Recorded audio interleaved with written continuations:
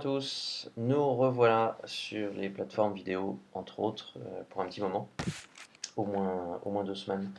Euh, donc, euh, donc, il va falloir vous mettre au travail immédiatement pour ne surtout pas perdre le fil de ce que vous avez déjà commencé. Alors, nous continuons et on va presque terminer en fait aujourd'hui le travail sur Aladdin avant de passer à autre chose.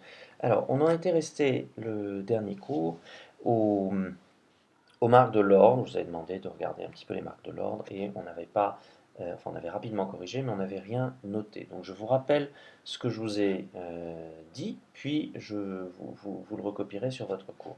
Les marques de l'ordre, vous avez plusieurs procédés. Donc c'était à partir pardon, des pages 46 à 48. Hein, je vous laisse reprendre votre, votre cours, votre livre, et ensuite vous pourrez regarder l'exercice numéro 9 page 52. Voilà. Quoi qu'il en soit, donc pour les marques de l'ordre, vous avez évidemment d'abord le mode impératif qui est le plus fréquent. D'accord. Pour sa formation, vous regardez dans votre manuel, mais deux choses dont vous devez vous souvenir, qu'on a déjà dites.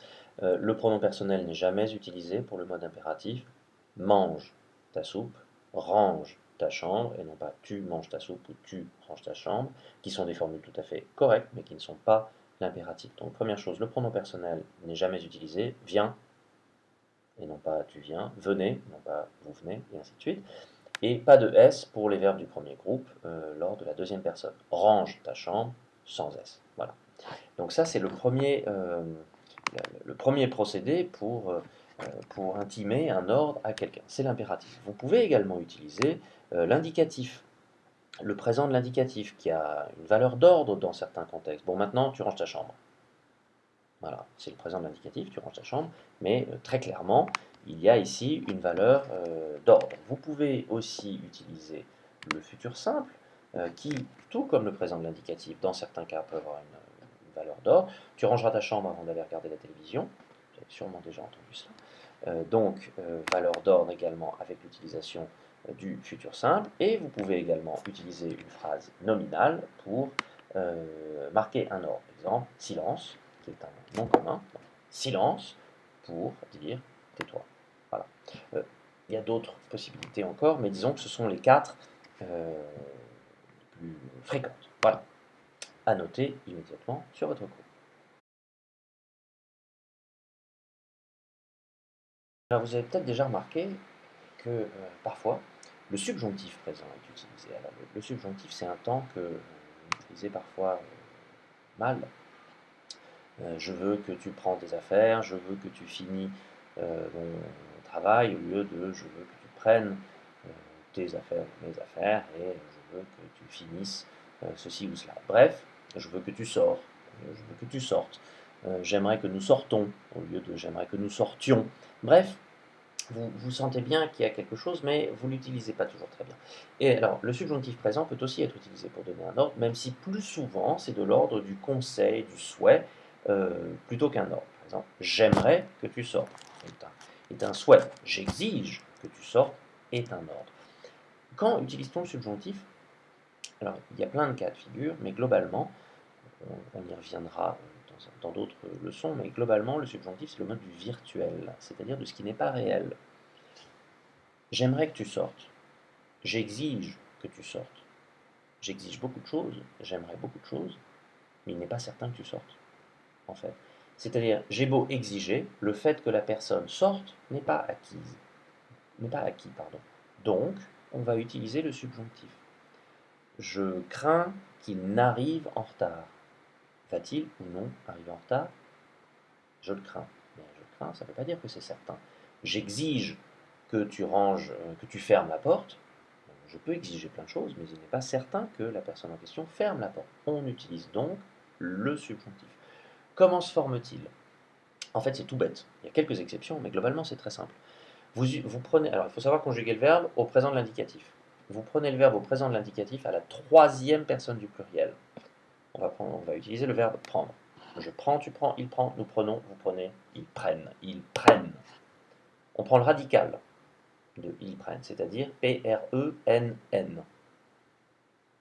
Et on rajoute ensuite les terminaisons du subjonctif, qui sont E, E-S-E, I-O-N-S, I-E-Z et E-N-T. C'est-à-dire les mêmes terminaisons quasiment que pour le présent de l'indicatif, sauf pour nous et vous, où c'est cette fois les terminaisons de l'imparfait. Voilà, c'est tout bête. Il y a quelques exceptions pour 1, 2, 3, 4, pour 8 verbes, évidemment vous les connaissez tous, être et avoir, un autre verbe aller, le verbe faire, et ensuite tous les modaux, pouvoir, vouloir, savoir et valoir. Voilà. Donc en fait, il n'est pas tellement étonnant que ces verbes sont, que ces verbes soient, justement, subjonctifs, des exceptions. Ce que vous faites, soit vous prenez votre manuel, soit vous, comme Karl, vous prenez votre Becherel. Karl, tu peux faire une photocopie de ton Becherel et l'envoyer à tout le monde, une photo. Bref, vous cherchez ici, vous recopiez les conjugaisons de ces 8 verbes. Alors vous pouvez faire des points communs, puisque vous verrez que certains se conjuguent un peu de la même façon, mais vous recopiez les conjugaisons de ces 8 verbes et surtout vous les apprenez. Voilà, une fois que vous aurez fait tout ça, vous prenez votre manuel et vous faites 3 exercices dans votre manuel, les exercices 2, 5 et 8, page 273. Une fois que vous aurez terminé de faire ces 3 exercices au brouillon, je vous continuerai la vidéo pour entendre la correction. Faites pas la correction, ne prenez pas la correction tout de suite, ça n'a absolument aucun intérêt. Faites les exercices, qui ne sont pas tous très compliqués. Faites-les, ne les faites pas par oral pour vous en débarrasser à toute vitesse. Vous prenez votre cahier de brouillon, vous les faites par écrit sur votre cahier de brouillon. Ensuite, vous relisez, vous vérifiez que vous ne vous êtes pas trompé, ou en tout cas que vous pensez ne pas vous être trompé. Et ensuite, vous mettez la suite de la vidéo, si je puis dire. Voilà, je projette l'ensemble de ce qu'il faut noter.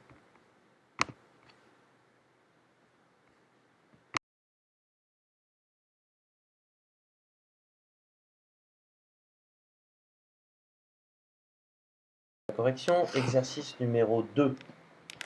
Il faut relever dans chaque couple le verbe qui est au subjonctif. C'est plus facile de le trouver si vous faites précéder, comme on vous l'indique ici, de il faut que, ou il faut que, apostrophe. Naturellement, vous arriverez plus simplement à trouver. Et ensuite, indiquer l'infinitif de chaque verbe. Pour le 1, c'est vous acceptiez, il faut que vous acceptiez, c'est le verbe accepter, ER, premier groupe. 2, il faut qu'il accomplisse, I2SE, d'accord. Verbe accomplir, deuxième groupe. Ils sont, ils soient, c'est ils soient, S-O-I-E-N-T, verbe être, troisième groupe, dirons-nous. Tu prends, tu prennes, c'est tu prennes, verbe prendre, troisième groupe. Et nous sachions, verbe savoir, troisième groupe. Voilà pour l'exercice numéro 2. Pour le 5, réécrivez ces groupes de mots en conjuguant les verbes au présent du subjonctif, que tu conduises, S-E-S, que je n'abandonne, 2-N-E, pas, que nous lisions, S-I-O-N-S, qu'ils ne craignent pas, C-R-A-I-G-N-E, qu'ils fassent, F-A-2-S-E-N-T, non pas 2-S-E, puisque c'est la troisième personne du pluriel, que nous étudions, attention, 2-I, O-N-S, puis prenez le radical, c'est étudie, et ensuite vous rajoutez IONS, que vous conseillez, E-I-2-L-I-E-Z. Voilà pour ces deux exercices. Il restait ensuite l'exercice numéro 8.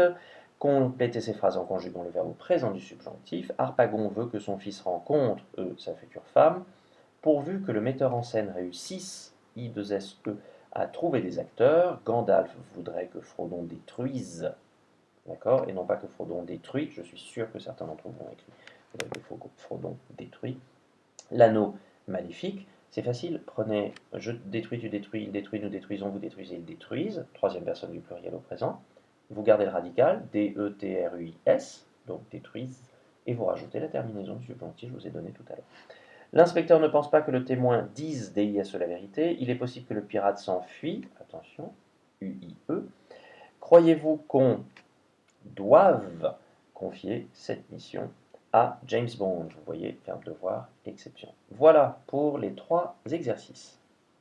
En ce qui concerne le travail à faire pour le prochain cours, ce n'est pas très compliqué. Vous avez dans votre livre des Mille et une nuits, page 52, vous faites l'exercice 9, petit b, uniquement le petit b. Vous m'envoyez par mail les réponses ou bien vous créez un document et vous le partagez sur mon mail, c'est beaucoup mieux. D'accord. Puis vous faites dans votre manuel, page 273, les exercices 8 et 9. Pardon, pas 8 et 9, qu'est-ce que je raconte excusez-moi, 9 et 10, pardon, excusez-moi, exercice 9 et 10, page 273. Attention, sur le cours, j'ai écrit 8 et 9, ça n'est pas 8 et 9, c'est 9 et 10. Voilà. Vous me les envoyez par mail ou mieux encore, vous me les partagez. Voilà. Et on continue juste après avec le cours. Je vous projette tout de suite le travail.